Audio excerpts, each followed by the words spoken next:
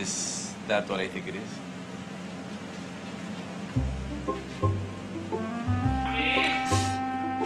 Si Greg, kanina pa ito text ang text sa akin.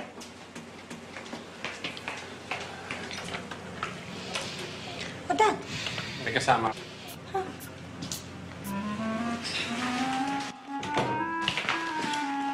Anong ginagawa mo dito?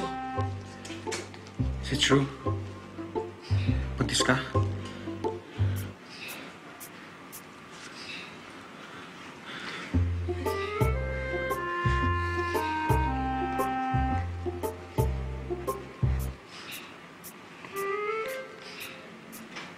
Yes, Kobe. Buntis ako. Okay. Okay. Hoy, Mama. Okay? Okay lang ang pwede mong sabihin. Alam mo ba yung kaibigan ko? Maghapong nagngangawa, tapos okay lang ihihirit mo? Sandali lang, may sasabihin pa ako. Kung pwede lang si Denise lang makakarinig. Greg? So, ganun, ha? Gusto mo pa umalis ako ngayon, ha? Ha? Ikaw talaga. Ikaw sinabi. Mami. Sige, hayaan mo na lang muna kami mag-usap. Sigurado ka? Okay ka lang? Halika na.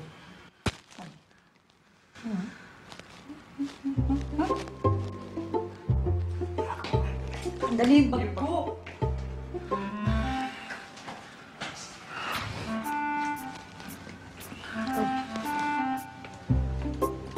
Bakit ba dinala mo pa yan si Kobe dito? Eh gusto ko sabi ng tao si Denise, dapat lang naman magkakanak na kaya sila.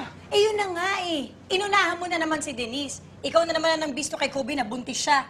Teka muna, Mami, baka nakakalimutan mo, hindi ako. Kayo una ng bisto dyan, hindi ako. Anong ako? O, di ba yung pregnancy test kit, yung nilaglag niyo na nakita ni Kobe, di ba? Kung di naman niyo nakita yun, hindi naman siyang hihinala eh. Hindi. Ikaw pa rin ang may kasalanan. Wala naman akong binanggit eh, pero ikaw ang nag-confirm na yung pregnancy test kit na yon para sa kanya. Okay talaga mga lalaki ang hilig na magkampihan. Hindi talaga mga babae, tatalas ng mga dila. Ano? Lakas pa ng pandinig. Narinig ko talaga yan, ha? Narinig mo ba yun? Naman! Ano bang sasabihin mo? Okay. Denise, I feel equally responsible for this. Kaya nga nandito ako eh, para panagutan ng lahat.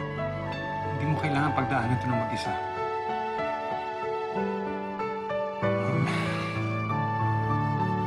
Kaya ito, kung gusto mo, pwede tayo magpakasal.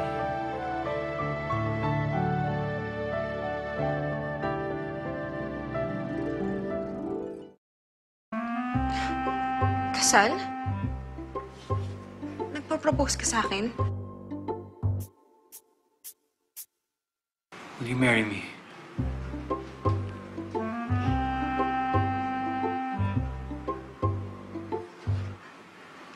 Pakakasalan mo ba ako? What is that? Tears of joy? Are you saying yes?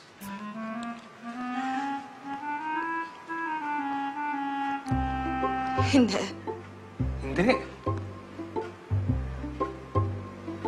Hindi.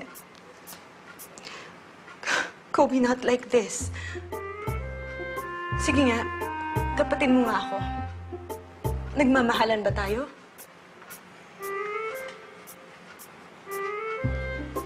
Hindi, diba?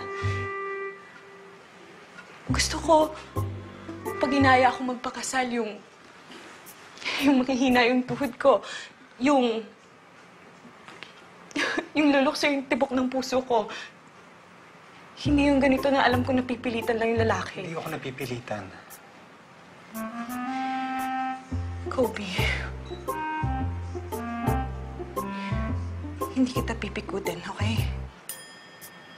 Wala kang obligasyon sa akin.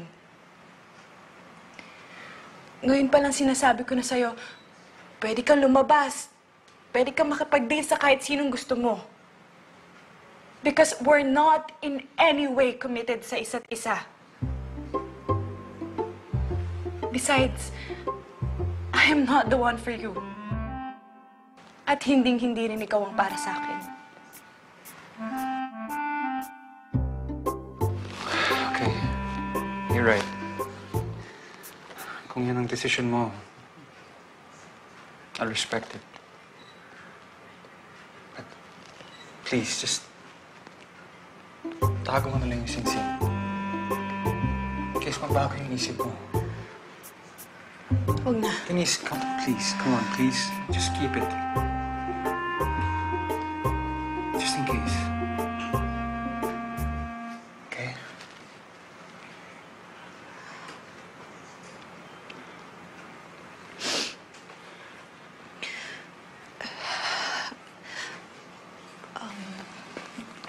Thank you for being a gentleman. For offering. I really appreciate it.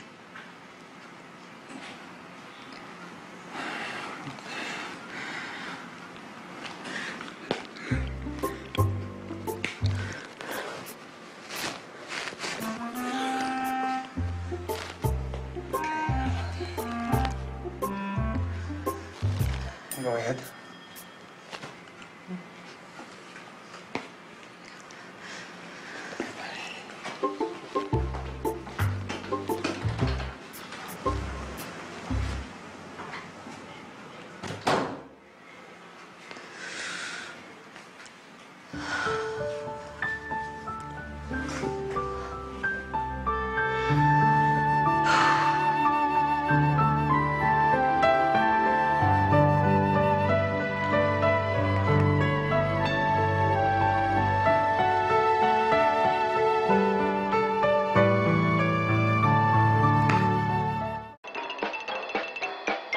Joanne, tama naman yung ginawa ko, di ba?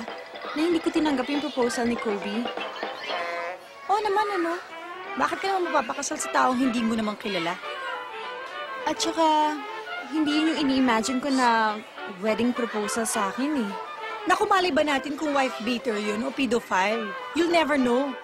Wala man lang Dahan-dahan. romantic candlelight dinner. Sandali. Kung sakaling binigyan ka ba niya ng romantic candlelight dinner, may posibilidad na tanggapin mo yung proposal niya? Stoy kayong dalawa, dahan-dahan. Greg, di ba tama naman yung ginawa ko na tinurn down ko si Kobe? Alam mo, ito lang sa akin lang. Di ko maintindihan kung bakit mo tinurn down si Kobe. Mabait naman yung tao eh. Kabrad ko nga yun sa frat eh. Yun na nga kabrad mo nga sa fraternity, yung mga nambubugbog, yung mga kasama sa hazing. Kaya violenting tao yan, hindi pwede. Ito gumagawa ng kwento eh. Hindi violenting tao si Kobe. Mabait yan. Kaibigan ko nga yan eh. Yun nga lang, that's why I don't understand kung bakit mo tinatanggihan yung tao. Alam mo, he's a good guy. And I think, honestly, he'd make a good father.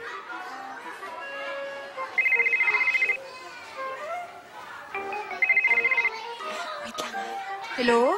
Denise, Ma. my baby, how are you? Kababalik ko lang from my spa vacation. You left a message sa answering machine ko. Opo, may babalita ko kasi ako sa inyo eh. Ano yun, baby? Ma? Buntis po ako eh. What? Ano nga palang name ng boyfriend mo? Justin nga ba? Hindi ma, hindi ko si Justin yung ama. Si Kobe po.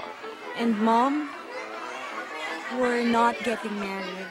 Anong hindi? My goodness. Ayoko maging disgrasyada ang baby ko. You have to marry him, Denise. Kung kinakailangan, uuwi ako dyan at tututukan ko ng baril yung lalaking yan para pakasalan ka. Hindi ma, hindi yun na po kailangan gawin yun. Are you sure? Yes ma, maayos ko po ito, promise. Sige po, bye ma.